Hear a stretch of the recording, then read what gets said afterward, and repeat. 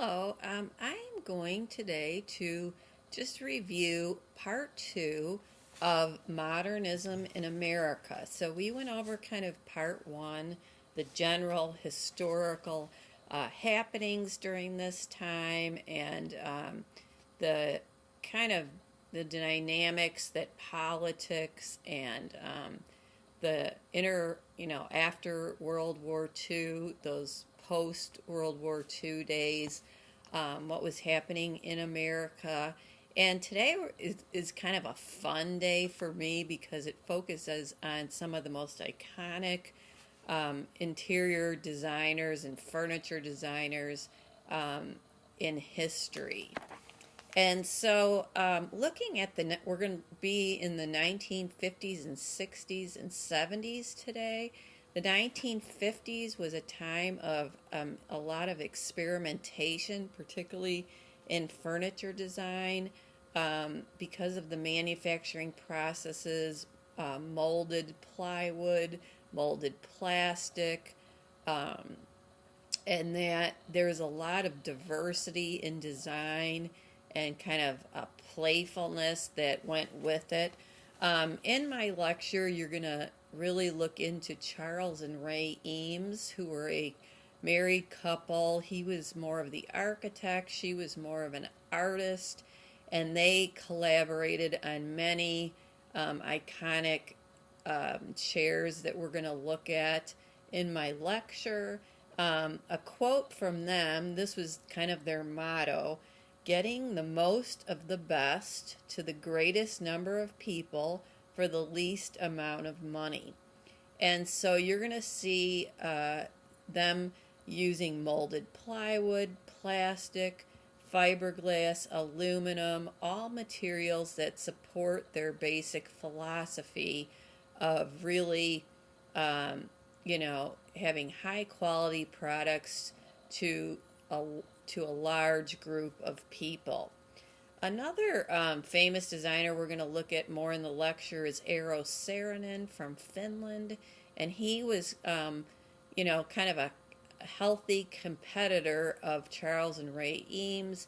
He created the Womb chair, which is a very iconic chair, and he brought kind of a Scandinavian design to America. He also founded the Cranbrook Academy in Michigan, which you might know of, which is still in operation today, providing diverse studies in architecture, interior design, graphic design. It was is a little bit like the Bauhaus in that it provides just a very small campus, but that students can kind of, try out the various arts and are encouraged to do so.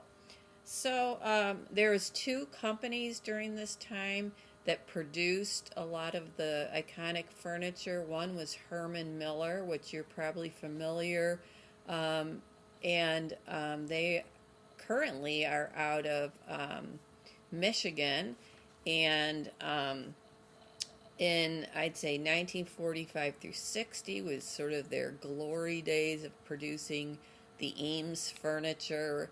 And the other company is Knoll, and they produced a lot of Eero Saarinen's furniture. So these two companies, were just the rage during this time. And other things that became important during this time was the thought of ergonomic issues such as human movement, and that people don't just sit straight and quietly in a chair, but there needs to be movement. And so you'll see different types of chairs, such as lounge chairs, and that would encourage human movement within furniture. Also, sort of like multi-purpose furniture, interchangeable, versatile pieces. The focus also will go into office furniture, and Herman Miller would be a very good example of the first action office furniture set, which was created in 1964 by George Nelson. And so the office suite kind of furniture collections were very popular at this time too. And we always look at technology. So how did that influence this period of the 1950s through 70s? Well, the creation of the television actually produced a lot of different furniture pieces that were not typical before the coffee table. Okay, so that came about due to the creation of television and sitting down watching TV, having a place to put your dinner and that sort of thing. And then lounge chairs. So watching TV in a comfortable chair, the creation of the coffee table and the lounge chairs was common during this time. So it's a very fun, whimsical, bold, creative period. Like I mentioned in part one, after the war, people were feeling more optimistic. The United States became a international leader in furniture design and interiors because of our wealth, and just you'll really enjoy this section of kind of iconic furniture designers and interior designers, and this will conclude really our study of modernism. We'll then go into more postmodernism and contemporary design.